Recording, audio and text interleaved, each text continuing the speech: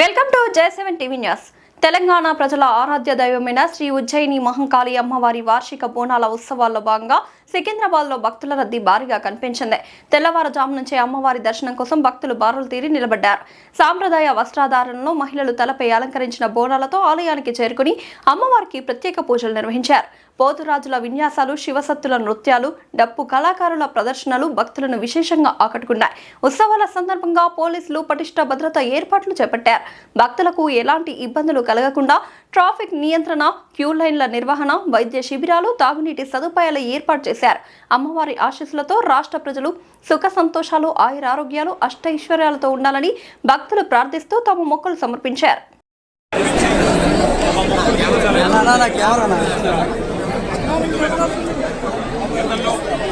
తెలంగాణ రాష్ట్రం రాకముందు మరి డిమాండ్ 50 సంవత్సరాలుగా ఉన్నప్పటికీ ఎన్నడూ కూడా ఎవరు ఈ అద్భుతమైన పండుగను లష్కర్ బోనాలను, ఉజ్జయిని మహంకాళి అమ్మవారి బోనాలను మరి రాష్ట్ర పండుగగా గుర్తించాలని వచ్చే 9వ తారీఖు నడుస్తుంది.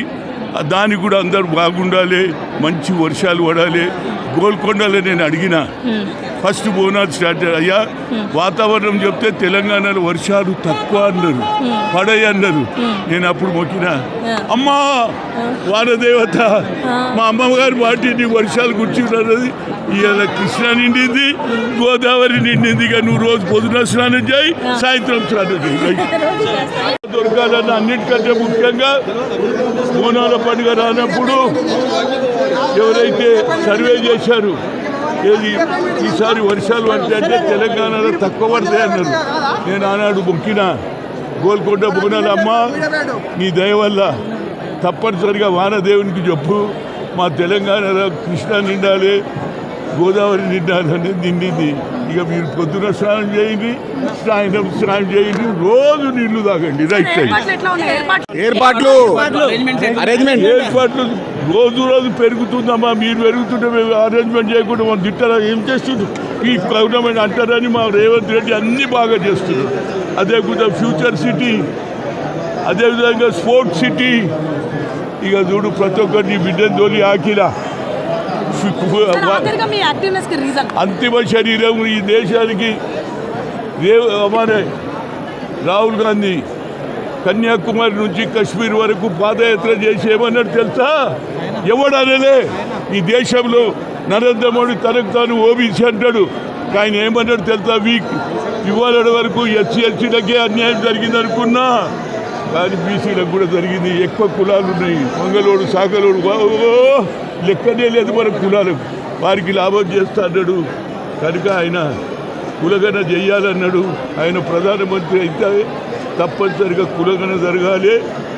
అన్నీ జరుగుతున్నది. ఇప్పుడు సార్ అని వచ్చింది SIR, sir special incentive division అన్నారు. కానీ అంత మా బీసీల పేర్లే లేదక్క. దాని గురించి మేము కొట్లాడినామా, మా కులగన జరగాలి, మా రాహుల్ గాంధీ ప్రధానమంత్రి కావాలని కోరుతాం.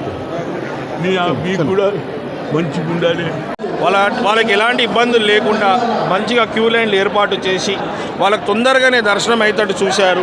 ఇక్కడ ఏర్పాట్లకు వస్తే coordination of all departments, police కావచ్చు, లా అండ్ ట్రాఫిక్ గారు కావచ్చు, మున్సిపల్ వారు కావచ్చు, ఎలక్ట్రిసిటీ వాళ్ళు కావచ్చు, వాటర్ డిపార్ట్మెంట్ అందరు కోఆర్డినేషన్ తోటి బ్రహ్మాండంగా ఏర్పాట్లు జరిగింది. భక్తులందరికీ తొందరగానే దర్శనం అవుతుంది. అమ్మవారి ఆశీస్సులు ప్రతి ఒక్కరి పైన ఉండాలి, అందరికీ మేలు జరగాలని మనసారా కోరుకుంటున్నాం. Thank you. కాదు తెలంగాణ సాంస్కృతిక సార్ వినాలి కదా. చెప్పండి, ఎన్ని రోజుల నుంచి ఎప్పటి నుంచి చేస్తారు ఈరోజు ప్రతి 2 సంవత్సరాల నుంచే చేస్తున్నాం అన్న. అందరం కళాకారులమే అన్న. 150 మందితో మట్టి బోనాలు ఎత్తుకొని అయితే వచ్చినాం అమ్మవారికి. 150 మట్టి బోనాలు. అవునన్న. ఒక సాంగ్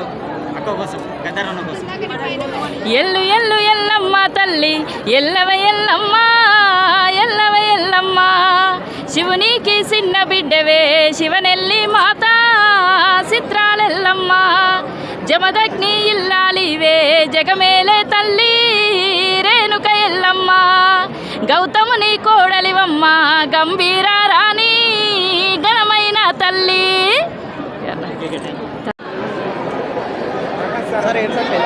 ఏర్పాట్లు చాలా అద్భుతంగా ఉన్నాయి.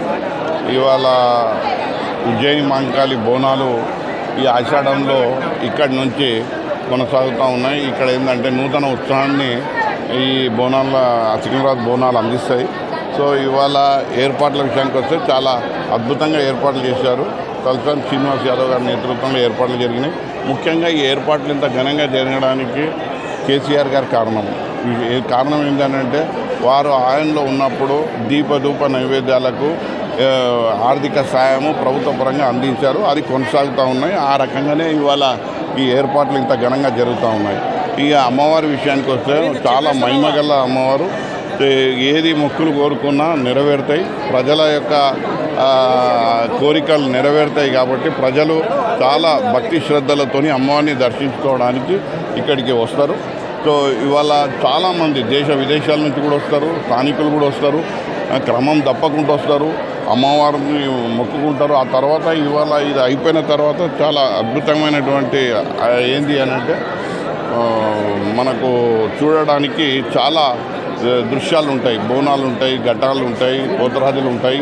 అదేవిధంగా మీకు ఏంది అని అంటే పలార బండ్లు ఉంటాయి. ఇవన్నీ చాలా అద్భుతమైనటువంటి ఇవాళ దృశ్యాలు ఆవిష్కృతం అవుతాయి ఇవాళ నుంచి రేపటి వరకు. సో ఈ రెండు కళ్ళు సరిపోవు ఆ దృశ్యాలను చూడాలంటే. సో అమ్మవారి బోనాలు అని అంటే ఉజ్జయిని మహంకాళి సికింద్రాబాద్ నుంచి బోనాలు కొనసాగుతాయి. ఇక్కడ లేడీస్కి వాష్రూమ్స్ కూడా ఇబ్బంది అవుతుందని భక్తులు చెప్తున్నారు. లేడీస్కి వాష్రూమ్స్ కూడా ఇక్కడ ఇబ్బంది ఉన్నదని అంటే ఎక్కడికక్కడ ఏర్పాట్లు చేసిండ్రు. ఎక్కడికక్కడ ఏర్పాట్లు చేసారు.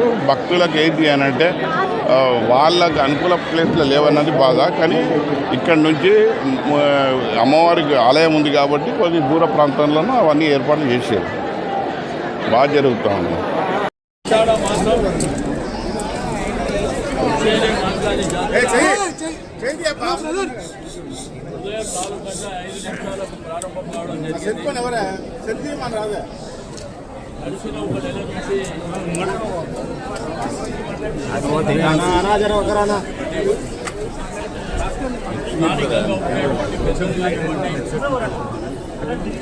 దక్కన్ మానవ సేవా సమితి, ఆర్య సమాజ్